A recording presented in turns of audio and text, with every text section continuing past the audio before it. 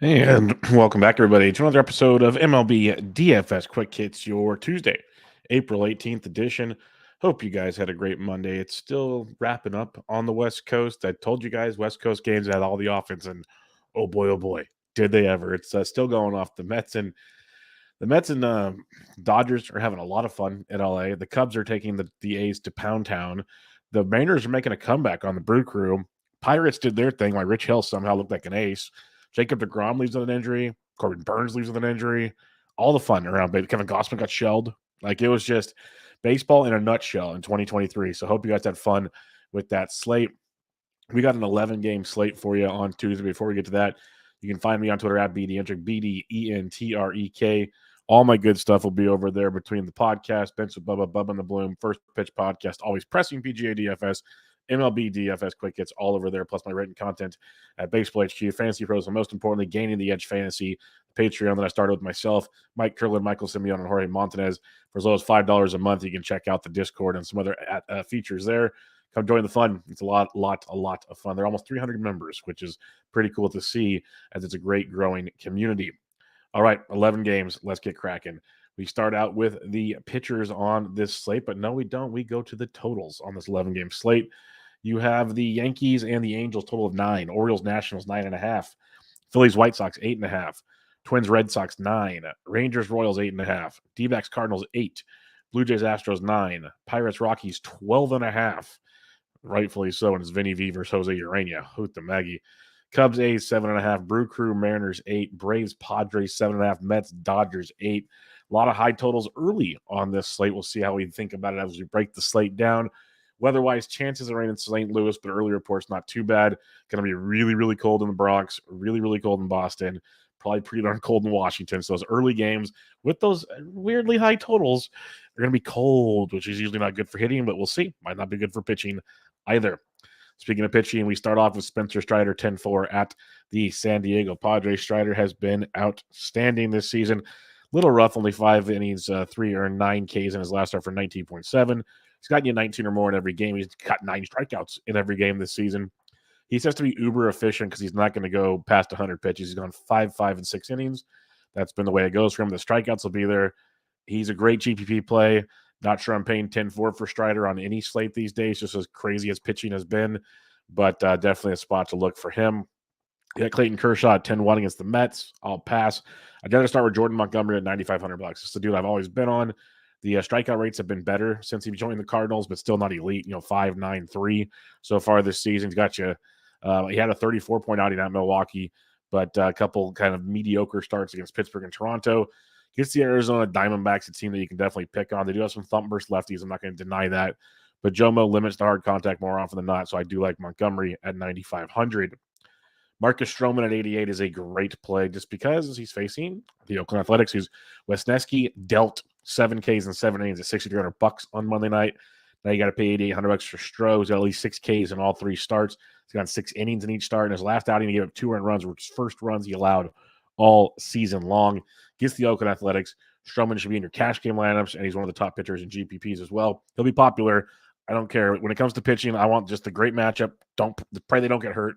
We'll get different with bats because there's so many bats to be had. So give me Stroh at $8,800. I also like Sonny Gray a lot at Boston at $8,600. The weather does concern me, so keep an eye on that. Like Brian Bayo, I am giving a complete who gives a shit on Monday start. He should never have been out there. It was cold. It was raining. 2 innings in, it gets delayed. Then he doesn't come back out. Like, how's that his first start coming off of the IL? What are you guys doing to this kid? So I digress. Sonny Gray, there should be no rain issue. It's just going to be really cold. If we think it's going to be okay to play, I'm good with Sonny Gray. At least 5 innings in every start, 1 run on the entire season, 5 or more Ks in back-to-back starts. He's really getting it together. Looks great on the bump. Boston's offense doesn't scare me that much, so I like Sonny Gray at 8,600. Logan Gilbert at 85 against Milwaukee. I like Milwaukee's offense. Don't get me wrong, but Gilbert's really showing me a lot this year. His first start against Cleveland was great. The second start, it was back-to-back starts against the same team. You kind of grain of salt that one. Bounced back nicely against the Chicago Cubs, a Cubs team that's dominating right now. They played well in LA this past weekend as well. So Logan Gilbert at $8,500, where pitching is odd. I'll take it. The Brew Crew does have a lot of swing and miss in that lineup. They have a lot of thump too. I'm not going to deny that. But Gilbert at home in Seattle at 85 is worth a shot. This is why it's hard for me to pay up on this. Like Jomo's okay, but Stroman at 88, Sonny 86, Gilbert 85. I don't mind starting there if I have to save some shekels on the slate. Another guy in tournaments, not in cash games because he's so extremely volatile, but he's volatile in both directions, is Nathan Eovaldi at 87 or $7,800, 5 innings in each start. He gave up 6 runs against Kansas City his last time out. Against Kansas City again this time. Did strike out 7 in that start, though. That's what I wanted to bring up. He has 6 or more Ks in every start. The velocity's there for EO right now. Strikeouts have been there. Kansas City strikes out a ton. That's something we can get. We can like almost lock it up. It's just a matter of can Eovaldi limit the damage. Like he had 2 runs against the Cubs, 3 runs against Philly. If he can do that with the strikeouts against Kansas City at $7,800, we're good to go. So I'll take a chance again in tournaments, not in cash, but in tournaments for Nathan Eovaldi. Cheaper down the list, Dre Jameson, not just yet. I want to see him get fully stretched out, but I'm a huge Dre Jameson fan. I'm hoping he puts together another nice start as he had 4 innings in his first start, maybe gets to 5 or 6. We'll see. They're going to baby him because he's going to be in this rotation for a while as Zach Davies had a setback, which I talked about on the First Pitch podcast on Monday. So make sure you check that out. A little quick 20-minute morning cup of coffee for you after listening to Quick Hits. After Dre, though, you get down in the 7K range. Like, this is going to be interesting to see how popular Colin Ray is. He spent a lot of time overseas. I believe it was in Korea, not Japan. I think it was Korea. But came back this year. He made the spot start for Milwaukee and Arizona with the Brandon Woodruff injuries. He went 5 2/3, 2 hits, 1 run, 6 Ks for 21 points against the Padres. That was pretty strong. Now he gets the Seattle team, who is very good offensively. We know this. So I'm kind of torn on this one. But at his price point of $6,700, I like it. I don't hate it. But the play everyone's going to want to play, and for good reason, at $6,600 at home against the Texas Rangers, is Brad Keller. Brad Keller has made impressive pitch mix changes, impressive mechanical changes. They've been documented. We talked about it on my shows. A lot of people have talked about it. I'm not the only one. Trust me. Smarter people than I have talked about Brad Keller's improvements, and he's backed it up in 3 straight starts so far this season. And he's got 6 or more Ks in 2 or 3 starts, 2 earned runs or less in all 3 starts. Put up 28 at Texas his last time out, 17 at the Giants.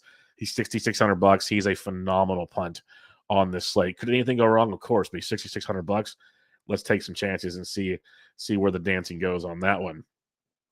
After that, though, I'm going to pass on the punting situations. So in reality, if I'm paying up, it's Jomo. That's where I'm going. But I'm going to save money. Stroman at 88 is outstanding against Oakland. I really like Sonny Gray, but the weather concerns me. So I might kind of pivot off of him. Logan Gilbert at 85, I'm in on. Eovaldi, I think, is a very strong tournament play, super volatile, but the strikeouts should be there in bunches against Kansas City. And then Colin Ray is interesting against Seattle based on what he did his last start because he did make massive improvements when he was in Asia and Korea. So if those really did carry over, because it was a completely different pitch mix in his first start here in the bigs since he was last seen in the major leagues. Completely different pitch mix, a lot more off speed, changing up his mechanics. Like it was a different deal for Colin Ray. So it's something to watch. Brad Keller at 66 is awesome. Like if I'm playing a cash lineup, I am playing Marcus Stroman and Brad Keller. That is my 2 cash pitchers, and you rock and roll from there. Get all the big boys you want at the plate. Speaking of at the plate, let's get crack-a-lackin'. Catcher's position for you here. If the weather's not bad on Washington, I think it's going to be really cold in Washington. But if it's not, you got Josiah Gray on the bump, who we've documented is throwing the fastball a lot less, which is making him a much more effective pitcher. At the same time, it's still Josiah Gray. And this Baltimore offense is very, very good. So a guy like Adley Rutschman at $5,400 against Josiah Gray is very enticing if you're paying up a catcher. If you're going cheaper, though, I love Logan O'Hoppe at $4,300 for Schmidt. Again, weather not great in the Bronx, but Clark Schmidt is getting destroyed by left-handed hitting. And I know Hoppe's a right-handed hitter, so it doesn't really check the boxes there, but O'Hoppe's hitting everything right now. And I am a big, big fan of Logan O'Hoppe. And the fact that he can get a great matchup against Schmidt in the Bronx, I'm there. Now, if we don't want to believe in Colin Ray, which is a very smart thing to probably do, I mentioned Cal Raleigh on Monday. He took Corbin Burns deep. He's a great play again at $4,300 for Ray. That's another nice spot. So you don't have to pay up at catching if you don't want. You go to Hoppe at 43. You got Ray at 43. 2 really decent options to get things going at the catching position. Or as usual, especially in 11 games, there's going to be so many options. I'm going to miss them on all positions. But you have like Jonah Heim. I love Brad Keller, but Jonah Heim's $3,200. If you're not playing Brad Keller, that's a nice cheapie. Don't mind it at all. Yan Gomes, I absolutely love Yan Gomes. He should be in the lineup versus a lefty Waldachuk. Yan Gomes caught on Monday against the lefty Mueller. If Gomes is back in the lineup at $2,900, he's a phenomenal value, great value on this slate. So Yan Gomes versus Waldichuk at $2,900 is someone I'd like to have circled. If Kyle Higashioka is in the lineup at $2,700 for the Yankees against Jose Suarez, it's not bad. I'd rather have Gomes at 29, but Higgy at 27 is just fine in the punt department as well. You got Gabriel Moreno down here. Probably not, but you could if you need to. You have options is the bottom line. There's a lot of ways to go, especially at catcher. First base, Shohei Ohtani's a great play, of course. Don't need me for that. Pete Alonso's a great contrarian play versus Kershaw. I can see that as well. But give me the likes of, let's say, Vladito versus Urquidy, CJ Cron and Coors versus Velasquez at 54. That is great. Ryan Mountcastle's $47 versus Josiah Gray. I'm on board there. Anthony Rizzo, I said it year after year after year on the show. I think it's like my 5th or 6th year doing the show. I can't even remember. Rizzo hits lefties so well, like insanely well. And people don't play him because people see, oh, lefty, can't do it. Not happening. Rizzo hits him very well. And he's red hot right now. I wrote him up in a Risers and Fallers column for Fantasy Pros that was published on Monday. Rizzo's $4,500 for Jose Suarez. I think that's a very, very nice contrarian play on this slate. Going below 4K now. I will keep playing Rowdy Tellez, but let's look at it, folks. Price is going up. He's $3,700 now. It was 32, 35 on Monday. He's up to 37, folks. He's starting to slowly get that respect. Now, I will say this. If you are not taking the gamble on Nate Eovaldi, I recommend looking hard at a guy like Vinny Pasquantino at $3,600. Lots of power in this bat, lots of hard hit in this bat. He's starting to get it going. He has 2 home runs in his last 5 games. We'd love to see that. He's got double-digit production in 3 of his last 6 games. He's $3,600. That is a player to use in tournaments potentially against Eovaldi. If you need to go cheaper, though, there will be plenty of options. Trey Boo-Boo, Trey Mancini's $3,200 versus Ken Waldichuk. That is someone I don't mind facing lefties at any point in time. Going below 3K, though, Tristan Casas, I still believe he's going to be good someday. Just not going to roster him against Sonny Gray on Monday. So it probably means he goes to Ding Dong City, but I will take my chances elsewhere on this slate. Second base position for you, Mookie Betts. You can play him whenever you want, but Marcus Semien, he had a nice game, at least nice first inning like the Texas Rangers did. He's 55. I like Gleyber Torres a lot at 47 versus Jose Suarez. I think that's a very strong direction to go. Ryan McMahon and Coors at 45 versus Vinny V. I will target Vinny V all the time. So that is a place to look. Ozzie Albies versus Lefty Snell at 44. I like that. Nico Horner at 44. If you're stacking the Cubs, is a good look. He's not going to hit a bunch of home runs, but he could easily get on base like 3 or 4 times and score a handful of runs and still get you tons of fantasy goodness. So Nico Horner at 44 is in play. You got Bay of Pittsburgh. He stole his like 5th or 6th bag of the season on Monday night. He's $4,000. That's why I like him a lot. He stuffs the stat sheet, as they say. There's a lot to like there with Bay. Some cheaper options for you, though, when you go below 4K. Whit Merrifield there at 35. Don't love him. Rodolfo Castro is still far too cheap. Second base shortstop. He's only going to show like 1 double, but he got on base 3 or 4 times, scored a handful of runs. He's very, very productive. He's only $3,200. He's second base shortstop eligible. Big fan of Rodolfo Castro in that matchup. A few other guys when you get below 3K. Bryce Terang went deep on Monday. He's $2,700 versus Gilbert. He's a cheapie, not a must, but a cheapie. Edward Julian's 22 versus Chris Sale. I don't think Chris Sale's that good, folks. So Julian probably hits at the bottom of the order because you're going to get that whole lefty-lefty thing. But Minnesota could be a fun little stack of contrarians. Again, cold in Boston is the bummer there. And then Luis Garcia versus Dean Kramer at $2,200. Garcia, really good hit tool. He went deep in his last game. Yeah, he's gone deep in 2 of his last 3 games. He's hit safely in 6 of his last 7, multiple hits in 3 of his last 5. So he's heating up, and he's $2,200 for Dean Kramer. That can be a nice value, even in cash almost, with Luis Garcia. Someone to at least keep an eye on when lineups come out on Tuesday. Third base position for you, though. Rafael Devers against Sonny Gray is interesting, very interesting. Austin Riley versus Snell. Riley went deep on Monday. I always love Riley at $5,500, especially versus a lefty.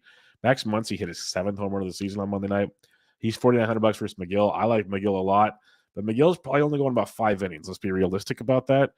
So you'll get some shaky Mets bullpen. So Muncy at 49 is intriguing. And Alex Bregman at 48. I like Houston because Bassett is cooked, I think. At least that's where I'm at on this one. Velocity's down, and I don't think it's I'm figuring out how to pitch thing. You might just want to roster Patrick Wisdom. We talked about him on Monday at $3,900 as a great GPP play. Well, he visited the seats twice on Monday. He now has 9 home runs on the season. I wrote him up, and if you look at his over like the last week, his barrel rate, his hard hit rate, everything he's doing is ridiculous. Will it last? No, it's Patrick Wisdom. But what I did like when I looked at him is Patrick Wisdom's always been a massive swing and miss strikeout guy. He dropped it down this last week when he hit with all this power, which was great to see. It was still like 23, 24%, which you'd want less. But for a guy like Patrick Wisdom in this era of baseball, I'll take that all day, every day from Patrick Wisdom. So Wisdom's $4,500 for Waldichuk. Really, really good play again on this slate. Even though it's a $600 increase from Monday, I don't care. I think it's a very strong position to be in. Brian Hayes actually got priced down to face Jose Urena in Coors. Why? I don't know. He's $3,800. That's a phenomenal play as well. Leading off, should get you double-digit points. Heimer Candelario, talked about him recently. He's $3,400 for his Kramer. He's swinging it well also. So Washington's got some value bats. Again, watch the weather. If it's cold, I'm not a big fan of this, but like Luis Garcia, Candelario, they're cheap. If you need a couple cheapies to fill in some big boy bats, I don't hate it with the guys like, especially in a matchup versus Dean Kramer, who's I'm not a big Dean Kramer dude. Let's put it that way. Shortstop position for you on the slate. Bo Bichette at 57. Love it. Swanson at 56 is great. Stole a bag, scored some runs, had a nice game like most Cubs did on Monday. I see them doing it again against Waldichuk. Probably one of my top stacks on this slate again with the Chicago Cubs. So Swanson at 56 is on the board. You got Bobby Witt Jr. at 51 if you're fading Eovaldi. Francisco Lindor if you're getting cute at shortstop at 51. You got Adames down there. You got Carlos Correa versus Chris Sale's interesting at 46 because I think Chris Sale's not very good right now. But at the same price point, you got Jeremy Pena, who I'd probably rather play in the Dome at home against Chris Bassett at $4,600. Jorge Mateo's worth every bit of $4,200. If you look at the fantasy rankings for hitters so far this season, Ronald Acuna is number 1. Jorge Mateo is number 2. Nah, I did not slip up on that, folks. That's what's going on. So Mateo at $4,200 against Josiah Gray is actually a decent price when you really break it all down. That's weird to say. Vaughn Grissom's 34 versus Snell. I'm hoping Anthony Volpe leads off versus Jose Suarez at $3,300. That's a fun play. That's a good play if he's leading off. So keep an eye. And that's why you get the cheat sheets. I put the cheat sheets out about an hour to 2 hours before lock. I wait for lineups to come out, and it really kind of fines tunes what I'm looking at on the slate. So you get that Monday through Friday for as low as $5 at the Gaining the Edge Fantasy Patreon. Zach Neto, he's been leading off for the Angels. He's $3K versus Clark Schmidt. That can be just what the boy needs to get the bat working in that matchup. Now, CJ Abrams is down there at 24, another cheap Washington bat. I'm not in love with it, but I get it if you want cheap. Rodolfo Castro, we talked about him. He's $3,200 is a great play as well. Outfield, Yordan Alvarez at 65. I feel a big Houston day coming on versus Bassett. So Alvarez will be a big part of that. Judge at 64 versus Suarez is awesome. J-Rod went deep on Monday. He's 62 versus Ray. But, just keep playing Ronald Acuna. The dude is freaking ridiculous. He's $6,100 for Snell. I love that. If you don't want to pay anybody in 6K, play Kyle Tucker at 58, please, and play Brian Reynolds at 58 in Coors versus Urania. Tucker's a beast. He struck out. Okay, I know you guys probably get annoyed, but this is part of writing. This is why I like to write so many articles, is I learn more stuff by digging in on players so I can bring it to you guys on shows like this. So Kyle Tucker last week, he has 4 homers and 4 steals on the season. He had 1 homer, and I believe it was 2 or 3 steals last week. You're thinking, okay, big deal, whatever.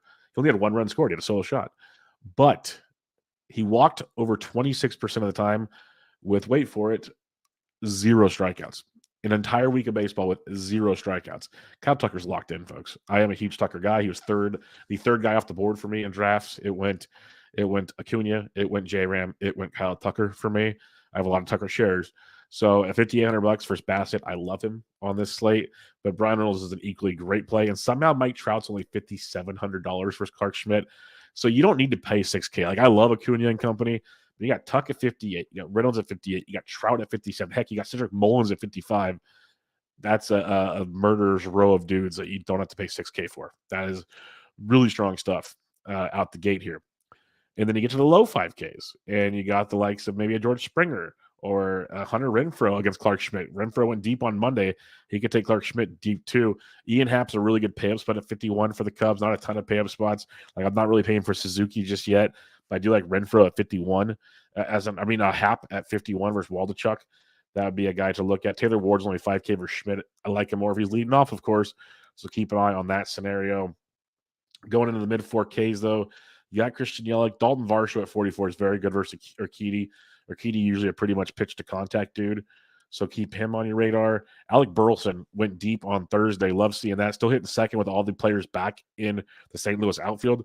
So Burleson at $4,100 against Jameson is a decent value. On this one, there's Bay from Pittsburgh at 4K. Talked about him. He's second base outfield eligible. Lars Nootbaar at 39, still a very good play as well. He's stealing bags. He's hitting for power since his return. So I could see that being a good one too. A few others here as we get to the mid 3Ks and below. Corbin Carroll is 36. It's lefty. I still like him. Jared Kelenic at 35 versus Ray is awesome. Awesome. Eventually, Kelenic, he's technically slowly getting priced up. He's like in the Rowdy Tellez world. They're both crushing baseballs, and DraftKings being very slow to respond. Kelenic at 35 against Ray is very good, especially assuming Ray is maybe not as good as he was in his first start back. Kelenic at 35 is a really, really strong play on this slate. Cody Bellinger is crushing everything, even the bullpen of Oakland. So he's 32. Mancini's 32. So get your Cubs, get them on, have some fun, do whatever you want to do. I don't care. Enjoy some Cubs baseball. Going down below 3K now, you got Kevin Kiermaier's 29. If you're stacking Toronto, I get it. I would not want off Kevin Kiermaier. A few other guys down here, though. You'll get a bunch of, we talk about Pittsburgh value in the outfield, depending on which ones of these guys makes the lineup. So you got that going for you. Other than that, nothing immediately stands out like it has been in recent weeks. Like Jarren Duran might get the start for Boston. He stole a bag on Monday. He's interesting for Sonny Gray, but check the lineups and see what other value you get on all the positions, especially the outfield.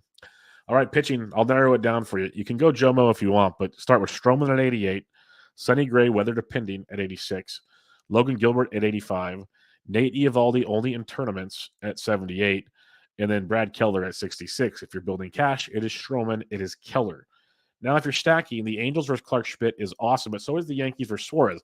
One caveat, it's supposed to be insanely cold, not great for offense in the Bronx. So keep an eye on that, but a Yankees-Angels stack is very enticing on this slate. Baltimore-Washington is interesting as well. Like, you got some value in Washington versus Dean Kramer. Baltimore versus Josiah Gray, again, supposed to be cold on the East Coast, but this is why the totals are high in these games, even though the weather is not great. And then you got Minnesota-Boston. I like Sonny Gray, but I have no problem stacking some Twins against Chris Sale, but I want the offenses in the Bronx and Washington if I'm starting out that direction. Now we go to Kansas City where you get some interesting players versus Eovaldi. We talked about that as an option. St. Louis versus Dre, maybe. But now this is where I'm starting to plant flags. Houston versus Chris Bassett, I absolutely love. Pittsburgh and Colorado both. You got Pittsburgh versus Urania, Colorado versus Vinny V. Love them both. Obviously, I put Colorado on the back burner of my stacks because everybody goes there. So if you want to be different on a cooler slate, you just avoid Colorado or you mini stack it. It's very simple in that regard. Chicago Cubs will be my top stack against Ken Waldichuk on this slate. It's like a Chicago-Houston stack with Keller and Stroman. Sounds so enticing at this point of recording. Sounds very, very nice. I think Milwaukee's sneaky if you think Ray is not as good as he is, which is probably more likely than not. So Milwaukee could be another fun one to put out there with Chicago and Houston on this slate. And then that's about it for me. I'm going to keep it pretty simple for now until we see more lineups and see what else takes place on Tuesday. But for now, make sure you follow me on Twitter at BDentrek, BDENTREK, for all the podcasts, written content, and much, much more. Go check out Gaining the Edge Fantasy on Patreon, GTE Fantasy. A lot of great stuff over there. And give the podcast a rate review on iTunes. I'd appreciate it. But for now, this is MLB DFS Quick Hits, your Tuesday, April 18th edition. I'm out.